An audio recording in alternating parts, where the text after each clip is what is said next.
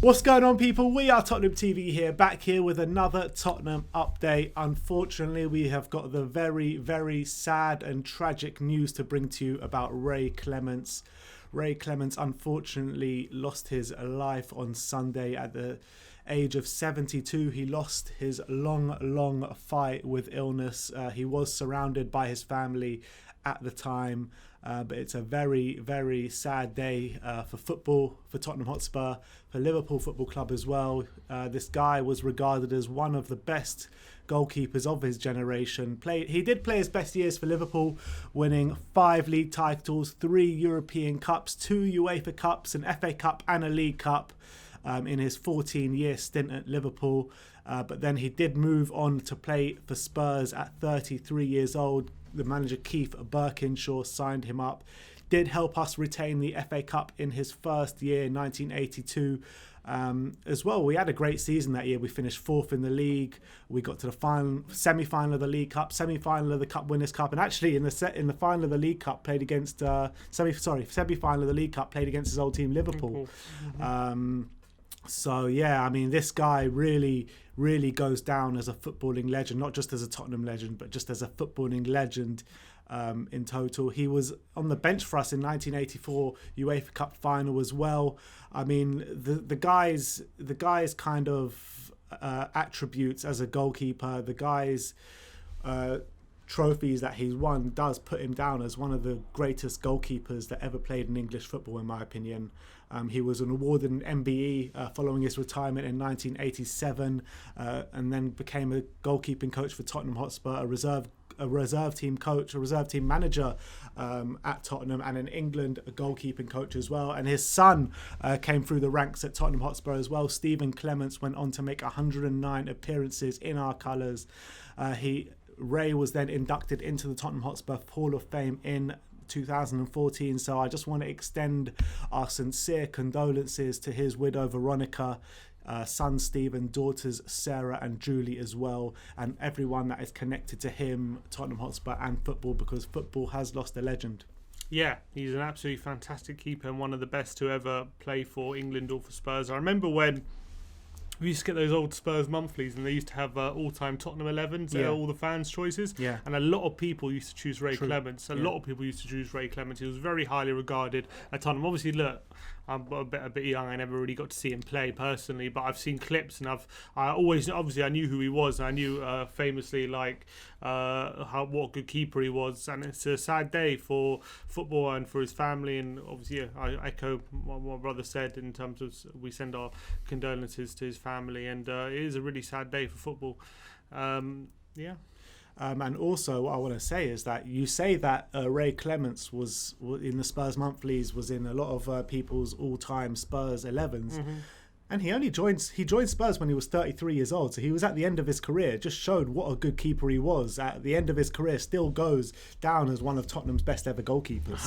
On top of the career he had at Liverpool as well. On top of goalkeepers that we've had in our time, Pat Jennings and what have you, you know what I mean? So he's talked about in the same breath as these kind of goalkeepers who played their prime at Tottenham Hotspur. Yeah, absolutely phenomenal man and phenomenal goalkeeper as well. And rest in peace, Ray Clemence. Exactly. I just want all of you to join me in sending best wishes to Ray Clemence in the comment section below, and to all his family, obviously. But let's move on. Tottenham Hotspur manager Jose Mourinho has been given a suspended 1-match ban in all European competitions, as Jose was deemed responsible for the late kickoff of the Europa League game against Antwerp. What was that all about? I didn't even notice that the game kicked off late. I'm not sure what. Neither do I. I don't know what this is about. This is the first of hearing of it. I remember watching it here, and to be honest, I remember watching it, and if I remember rightly, we were wondering what was going on because they hadn't cut to the pitch yet, and it was already time for kickoff. And we were like, "What's going on? Are we on the right channel or anything?" And then they did kick off a bit late, but I don't know, maybe Mourinho's let out the tunnel or something. Usually they don't wait for the managers or something. Like, they usually just, if it's kickoff time, it's kickoff time. So I don't know what he could have done, Mourinho. It's very strange. But whatever, it's only a suspended ban, so he's not going to actually be banned. Yeah, the suspended ban will last for 1 year, while the Premier League and the Premier League club Tottenham Hotspur were also fined at £25,000 by UEFA.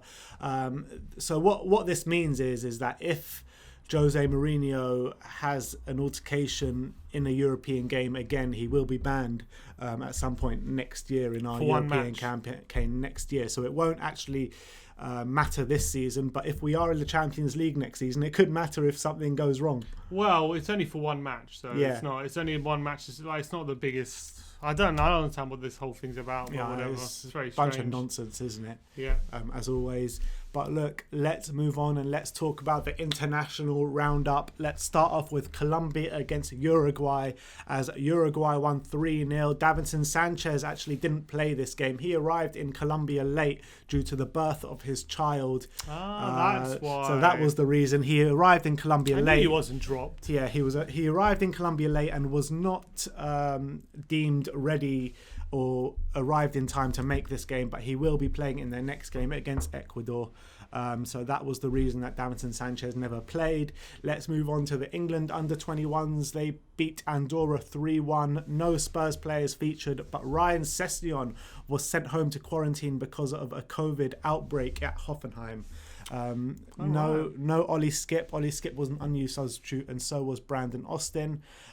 Portugal played France in the Nations League as France won 1-0. Hugo Lloris captained the side and played 90 minutes. And I don't know if you saw a reel of his saves on the day, but he was absolutely phenomenal. I saw his save against Moutinho, which was a world-class save. Yeah. Really, really good save. It was an arrowing shot into the top corner. He claws it away. And he usually plays well for France. Lloris, no surprise for me. And a 1-0 performance, I thought Portugal actually played quite well. Yeah. And they'll be feeling hard done by that they came up against a very good Hugo Lloris on the day. Yeah, he got man of the match on the night. He got rated 9 out of 10 from L'Equipe. Sissoko was an unused substitute, but back on Lloris, he broke a club record as well, became the club's all-time most capped player at international level. Tottenham's all-time. Yeah. Hugo has now won 81 caps since becoming Spurs player in 2012, taking him ahead of Jan Vertonghen on 80 caps for Belgium during his time with us. And Jan, at the time, overtook Pat Jennings previously, who held the record of 75 international caps since joining Spurs. Was this written before yesterday because Jan played yesterday? No, this is whilst playing for Spurs. Oh, of course. Yeah, so Jan's left. Okay, fair. Yeah, that makes sense. That makes sense. All right, let's move on to Switzerland against Spain. The game finished 1-1. Reguilon playing 90 minutes and providing a brilliant assist on the 89th minute for Gerard Moreno. Another thing from this game, Sergio Ramos missed 2 penalties on the day. Yeah, and it was actually his big game because he was breaking the all-time international appearance record on that day, and so he was looking to mark that game with a goal, and he had 2 opportunities and missed both of them. And also the second one was like very similar to Lookman's one. Really? A felled Panenka, yeah, completely scuffed a Panenka. But Reguilon again doing bits for Spain. Really good assist in the 89th minute. When it looked like all hope was lost for Spain. Really good charge down the left-hand side, a pinpoint ball to Moreno who finished it.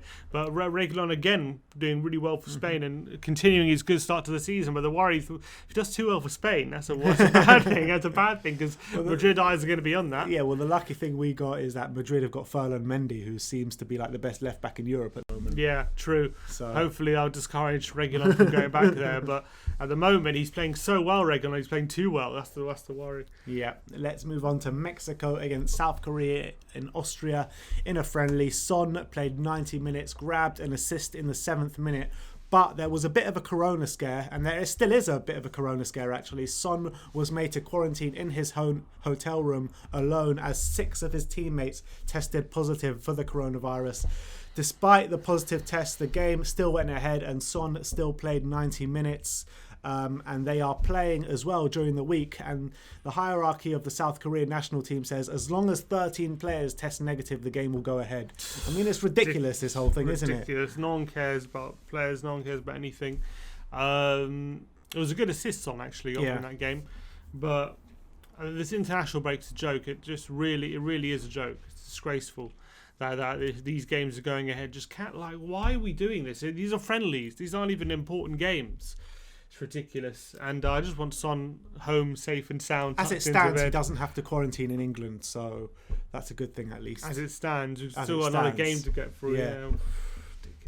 Let's move on to Ireland under-21s, who lost to Iceland under-21s 2-1. Troy Parrott played his first few minutes of football in a long time, coming on at half-time, but nothing of note in his performance. Now let's talk about the Belgium England game, as Belgium beat England 2-0. There was a host of Tottenham and players and connected and ex-Tottenham players playing in the game. Toby, Kane and Dyer all playing 90 minutes. Jan and Carl Walker playing 90 minutes as well, with Winks coming on at half-time for the injured Jordan Henderson. Harry Kane earning his 50th England cap on the night. And there are some great stats here from Harry Kane. 3 shots on target, 2 shots blocked, 5 out of 8 completed dribbles, 63 touches, 69% pass accuracy, and 10 out of 14 ground duels won on the night. I mean, Harry Kane... He was phenomenal yesterday. He was phenomenal. I think he was the only England player that really did play well. I thought Grealish played well as Grealish, well. sorry, and Grealish. But I thought he was better. Everyone's going mad about Grealish after the game. I thought he was better than Grealish. I thought he was better than Grealish. Every time he touched the ball, he was not only was he doing really good stuff, but he was crowded out by like 3 or 4 players, and every time was able to wriggle away and create something and do something. And also that header from the corner. I can't remember who took the corner in the first half, which was cleared off the line. What a header that was. Yeah. Bullet header. Lukaku cleared it off the line. I don't know who crossed it to the corner, but it was a great header by Harry Kane. So much power. It's so difficult to do that. People underestimate how hard it is to get that kind of power from that kind of distance with the header, and he managed it. And he managed to beat Courtois, but unfortunately Lukaku was there. I thought he was so creative. 5 out of 8 dribbles, which is even more than Grealish. He did more dribbles than Grealish, who was seen as this big dribbler yesterday, but Harry Kane completed more. He was looking sharp. He was looking like back to his best, like he has done all season, and a really solid performance. He was a shining light yesterday in what was ultimately. I know England on the eye they played quite well, but they were 2-0 down at the end of the day, and first half they were shocking. Yeah. First half they were shocking. Second half they came to play a bit, but there was one moment when Toby took Kane out, and I really thought he was injured there. Talking about this game, talking about the other Spurs players. Also, I thought Toby had a solid game. I thought Eric Dyer wasn't so good. No, Eric Dyer did not impress me. Eric Dyer was very shaky throughout. Yeah, he was partly his fault for the first goal as well. His distribution was awful. Yeah, that's what I'm saying. Yeah. For the first goal, his pass got intercepted by Vertonghen, of all people, who actually had a really good game. Yeah, Vertonghen was class. Yeah, we actually had me wondering why do we sell him, because he was really good yesterday. But his pass got intercepted, and that led to the first goal. And a few times Lukaku had him one-on-one and just beat him and had him. Luckily, Lukaku missed when he got the chance to shoot, he missed. But second time in a row, Dyer's played against Belgium for England and hasn't really impressed me. I've never really been impressed when Dyer's played for England in general. I think even last couple of games he's played, never mind against Belgium, I thought he's looked pretty poor, to be fair. Yeah, it's slightly worrying, because everyone's singing his praises for how he's playing for Spurs at the moment, and fair enough, but is it now? It makes me wonder. Let him have his bad performances. Yeah, but England, I just wonder now. This makes me question whether it's the opposition we've been playing really that's been making Dyer look good, or is Dyer because he's come up against good opposition. This weekend, won't we? We'll find out this weekend. 100%. He has to step up. There was a bit of a scare before the game with Eric Dyer. It looked like he could have missed out on the game. He took a knock with a challenge from Carl Walker in the build up, in the build up to the game. Yeah, but. Apparently it wasn't bad enough. And then Winks came on at half-time as well and had a... Man the match, no? I thought he helped the team improve. I think he was part of it, but he wasn't perfect.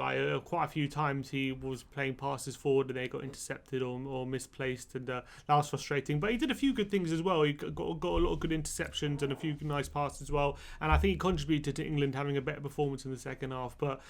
He wasn't that great when he came on, and then it was like a Spurs affair this game, because there were so many ex and current Tottenham players in this game. They were all talking on the pitch after the game as well. Yeah, because you've had Winks, Dyer, Kane, Trippier as well. Chadley, Jan, Alderweireld. Yeah, Chadley was there on the bench as well. So many ex and current Tottenham players are all playing in one game. So it was a bit crazy.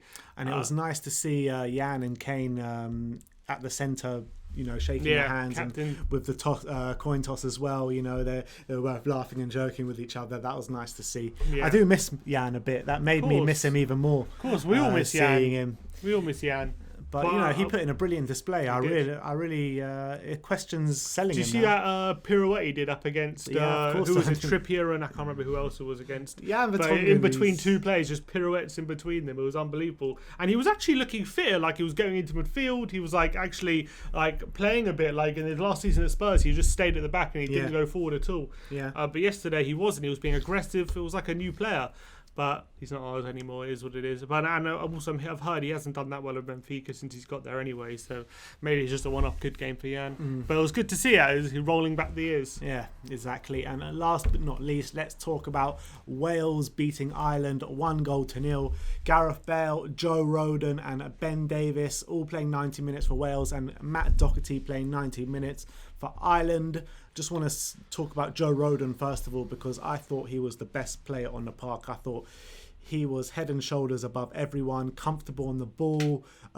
He made one absolutely amazing recovery challenge. I can't remember who it was against. Against the Ida or something. Yeah, exactly, the Irish striker. But apart from that, on the ball, he looked really, really comfortable, spraying the ball left, spraying the ball right. There was one moment as well where he drove into the midfield, starting an attack. So I'm really excited about Joe Rodon. He looked confident. He looked accomplished. I know Ireland aren't the most attacking of teams, but he looked at home at international level. He really did, and it was really encouraging to see, especially since he's come to Tottenham, hasn't had that much playing time. So you might think his confidence could be low or taking a knock or whatever because he hasn't seen that much time on the pitch. But he looked absolutely fit, firing, and confident, and happy to be playing at the heart of the defence. And he was absolutely brilliant. I thought it was a big reason why they kept the clean sheet. And as you say, it wasn't just his off the ball play, which was really good, clearances, headers, and stuff, but and tackles, but on the ball as well. He just looks accomplished, and he looks confident in terms of coming into midfield and not being afraid to play a forward pass. And maybe he could be someone who could come in sooner rather than later. We'll have to wait and see on that one. Yeah, and Gareth Bale grabbed his side an assist with a lovely header, finding Brooks to head open in the open net. But apart from that, he had a good game. There was one free kick from about 40 yards out. Decent effort, that was a decent effort. But there were a few nice moments from Bale there, but he's still getting back to his full fitness, it seems. Yeah, I think when the manager said he'd never been fitter, it doesn't really seem that way on the pitch just yet, in terms of he's definitely not into peak fitness. One thing I would say about Bale is I think whenever he's on the ball and he's got a feel for the ball and he's got time and space, he looks like a touch of class when he's done that. He's spraying the ball in some brilliant moments. But what was lacking at the moment from Bale is making defenders giving the defender something to think about, going the other way, running in behind, making those runs, which he used to do. It seems like he's got the shackles on him a bit still. He's not making those runs at the moment. He just isn't. The simple fact, he's always coming towards the ball. He's always coming short and looking to play long passes or through balls or getting shots off outside the box, which is fine because he has the quality to do that. But it's when you know he's going to do that, it's kind of easy to defend against. Everyone just gets behind the ball and make sure he doesn't get the shot off or whatever. So I think he's obviously, once he gets more his peak fitness, he's got to start asking questions of defenders running the other way and using his pace a bit more. And I don't know whether he doesn't trust his pace anymore, or he's just been told to manage himself and not kind of overexert himself. I'm not 100% sure what the. I think that's the case. Yeah, hopefully that's the case, because if it was the other case, it would have a bigger problem on our hands. But he still looks good, and he's got all the quality. We can see that he hasn't lost any of that ability. It's just he just needs to be confident in himself and in his own body to be able to run the other way and make players ask defenders questions about him running in behind. All right, so that is it. And Ben Davies as well had a solid game. I thought. Ben Davies had a solid game. Just to let you know, I read a Welsh publication of player ratings, and they gave Bale a 7, Davies a 7, Rodon a 9. That's about right. Yeah. That's about right. I thought Davis as well had a really good game, actually. I thought he was really solid at left centre-back, which he plays really well for Wales. He drove forward a few times as well. Yeah, he did. It's good to see from Ben Davis. And also, for the assist, I don't know if you noted, Bale beating Doherty in the air. Oh, I didn't notice that. I saw them smiling and laughing with each other after the game. It was actually a really good header from Bale over the keeper into Brooks, which was very difficult to do if you see the replay. So it goes under the radar. Great assist. It was a really good assist. But yeah, he beat Doherty in the air for it. Yeah. Any note on Doherty's performance? I thought he was all right. I thought he was a bit shackled. I thought Ireland played a fairly defensive game, and they struggled. Although they were the side most looking likely to score a goal in the first half. They were I felt like they were struggling to break Wales down. Maybe that's because of Roden and Davis, but they hadn't scored a goal. They haven't scored a goal under this manager or something. Really, something stupid like that. And Wales haven't conceded a goal in the Nations League yet. Really? Yeah. That's very impressive. But I thought Doherty was all right when he had a few opportunities to get forward, but he wasn't exactly a standout. It was like a 6 out of 10 kind of performance. All right. Well, there you have it. That is the international roundup. We spoke about Jose Mourinho and his suspended one-match ban, and also the sad passing of Ray Clemence. May he rest in peace. An absolutely footballing legend. We just want to extend our sincere condolences to him and all his family, his extended family and friends. So there you have it. That is our Tottenham update for the day. Let me know in the comment section below anything you thought regarding anything we spoke about. Like, subscribe and comment. And as always, come on you Spurs.